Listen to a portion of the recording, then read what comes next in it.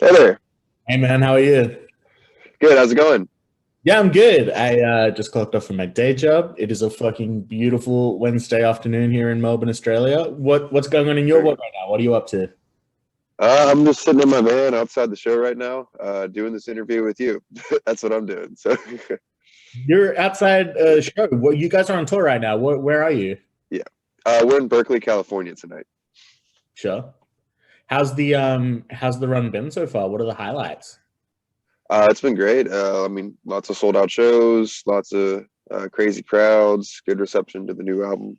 So, yeah, it's been good.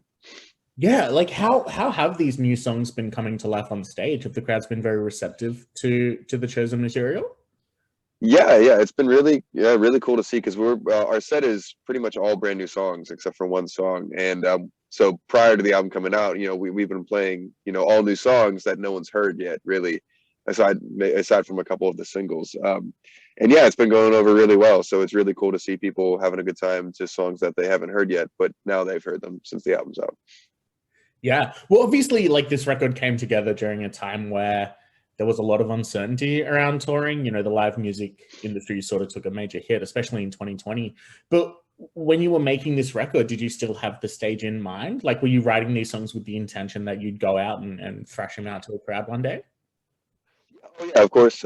Yeah, I mean, we want to perform everything that we write. But yeah, I mean, yeah, everything actually, all these songs kind of came together before the pandemic even happened. A lot of it was written summer of 2019 and then finished after all the crazy shit started happening. Sure. Well, the album's out.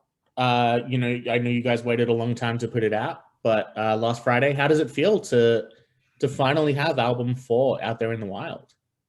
Oh, it feels pretty fantastic, and just it seems like it's received a pretty warm welcome so far. And yeah, I hope people are enjoying it. And yeah, it feels good. It always feels good. This is like my favorite time of the year, favorite life moment for me at least. Is always releasing a new musical child. So yeah, it feels great. Do you get used to that like release hype, or is every new album like, holy shit, I can't believe I'm holding this in my hands? That sort of, first album excitement. Yeah, it's kind of like that, just I was of course getting we got the physical CDs in, last week, and you finally get to hold the thing and it's like, oh, here it is, oh, shiny. And yeah, no, it's always a wonderful feeling to complete it and have it released. Did you listen to it when you got the physical CD, or are you the kind of person that like once you finalize the mix, you're done with it? I listened to it just to make sure that it was the right CD. Just to make sure the label, make sure the label didn't, or the CD plant didn't fuck up and put another record on our into our jewel cases. But yeah, and I just gave it a listen as a ceremonial thing as well. So mhm. Oh yeah, I love that sort of, yeah, the ceremonial thing, the tradition. Yes, I know yes. you guys did the Foundation of Bones EP in 2020, but this is the first full length album you've done as the sole guitarist in Enterprise Earth. What was it like really stepping up to the plate and holding down the low end without anyone else to fall back on? Um, I mean, it was. I don't know. I don't really know if I thought of it as anything different than what I've normally done, like writing music and doing stuff in the past. Because yeah, if Foundation was that was all us. If BJ was gone by then, and then I wrote pretty much all Luciferus as well. So it was a kind of transitioning this way anyway, post embodiment era for the band. But it was fun, and yeah, it was. I had a good time writing it. It was a lot of work. I had a fun time producing it. Also, a shit ton of work.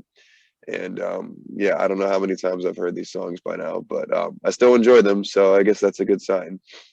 Well, yeah, as well, like you're playing on this record, to say the least, is fucking massive. Like, did you find that this record took you very far out of your comfort zone in terms of like the technique and the kind of riffs that you wanted to bash out?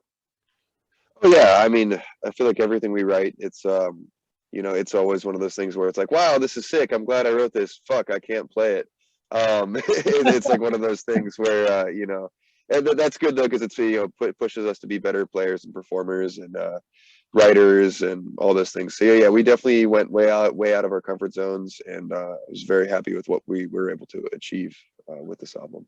Is the goal always just to push the boundaries with every new release and just continuously push Enterprise Earth to new heights?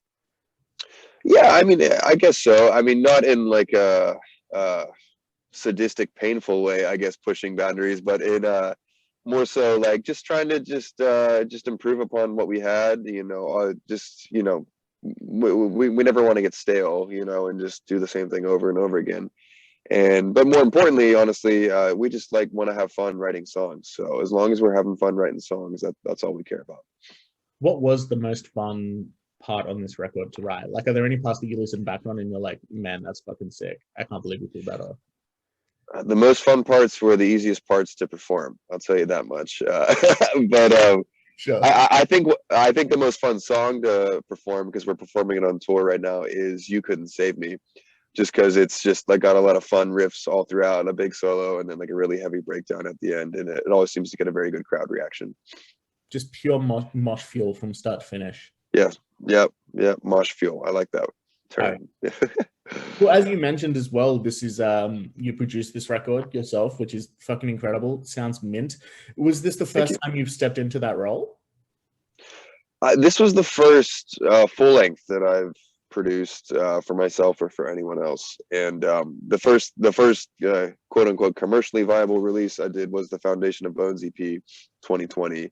But this was the first full length, and yeah, I pushed myself way out of my comfort zone as well with this, but also had a lot of fun because I love producing. I love tinkering with sound and noises and audio, and now it's kind of taken me. Now I'm working with other bands as well, producing their music. So yeah, I've definitely had a lot lot of fun delving into that world. Can we get some sneak peeks of what to expect from your work with other bands? My most recent thing is public, so I guess I can talk about it. It's not released yet. The most recent thing I did is I wrote and produced an album for Alex Farkatsas, the old singer from Atreyu. Yeah. Which was really stoked on. Alex is super cool dude. Happy to call him a friend now. And we wrote some stuff that it's just like, it's way more metal than Atreyu, but fans of Atreyu will still enjoy it. It's still got like catchy choruses and lots of melody.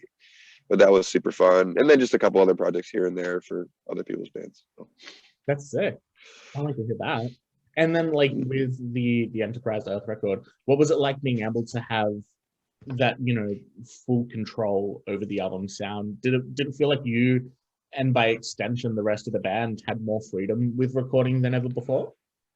Yeah, because and I like doing it that way because the ball's in our court. If something doesn't sound the way we don't want it to sound, we got no one to point fingers at besides ourselves. And yeah, it's nice being more in having more control of our own music. We can write and record and produce whenever we want. If we would just want to write and crank out a song, boom, we can do it. We don't have to book studio time or do any of that stuff. So you already sort of galvanized for the 5th record, or is that something you guys have started talking about yet? Talked about it. Nothing's been written for it or anything like yet. We're still breathing a sigh of relief and resting from this one. But I mean, these songs have been done and written and completed for a long time now. So I'm actually eager to get back into the writing mode and start on the next one. Fuck yes. Well, I think I'm all out of my own questions, but is there anything else you reckon the great guys, gals, and non-binary pals of the faction ought to know about The Chosen?